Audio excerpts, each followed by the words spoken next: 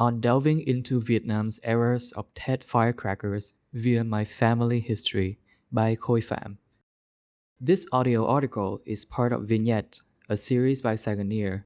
Vignette is a series of tiny essays from our writers where we reflect, observe, and wax poetic about the tiny things in life. Is it a valid reverie or just mere misguided nostalgia to feel a sense of yearning for lives you've never lived? The Saganier team is populated by a number of history nerds, and one of the artifacts that always resonates with us, and a significant portion of you, our dear readers, is vintage photos of past Saigon. Coming into existence in the early 1990s, I've lived through neither the tumult nor glory of the eras depicted in the photos, so at times I've wondered what a life in the 1970s would entail. How would the suds of Goba soap feel on the calluses of my hands? What would Gongkop root beer taste like? What would it be like to set foot into Tet amongst the cacophony and stench of firecrackers popping in the atmosphere? On August 8, 1994, then Prime Minister Kiệt signed the regulation to cease the use and sale of firecracker across Vietnam. After centuries of the rudimentary pyrotechnics rule over the nation's New Year celebration, the ban came into effect on the first day of 1995. So, for a few years, the existence of firecrackers and me overlapped. I probably spent a number of Tet either bundled up in a crib or just old enough to teeter behind my dad's leg with the pungent waft of gunpowder in the air. I just can't remember them, so I can't help but wonder. Even via old photos, lighting firecrackers didn't seem to be a particularly enjoyable activity, beside its role as an evocation of Tet festivity. They were loud, stinky, and potentially dangerous. Everything a reasonable Saigonese today, especially one that's averse to bombastic situations like me, would stay away from. Vietnam's brush with firecrackers somewhat dovetailed with my own family history.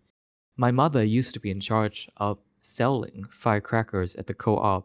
I use the verb sell in its loosest meaning because while we bid farewell to the plant economy in the late 1980s, firecrackers were still provided by the government and, for Tet, each family was only entitled to buy 1 meter of firecracker string, in addition to mứt Tết, rice, and a kilogram of pork. Those not interested in the decorative fire hazard could pass their portion to other households at a price. She often speaks of firecrackers with a tinge of annoyance in her tone, lamenting their tendency to bring out the worst of human behaviors. Teenagers often threw seemingly unexploded tubes at passerbys just for shit and giggles. My dad was hit by a stray firecracker while riding around town many times. Lighting unexploded firecrackers was a common New Year game for kids who dared one another to hold lit firecrackers for as long as possible, as if they were in a Tom and Jerry episode. Every Tet, hundreds of burn cases and other fire-related accidents flooded local emergency rooms, which at times hosted kids and adults with whole fingers blasted off. It was probably a wise idea to extinguish the ray of firecrackers in Vietnam for good. I lived vicariously through a lot of things. Vintage albums, my friends' Instagram feeds, novels set in lands as far and strange as the mind can dream of. But perhaps my favorite monologue of vicarity is via stories told by those who have lived vivid lives. It is only through stories like these that I could learn to put to rest my secret longing for firecrackers. Instead, there won't be any whiff of burned gunpowder at my house, but as we convene around a bánh chưng or two, the stories will live on. Thank you for listening to this piece from the Saganier archives.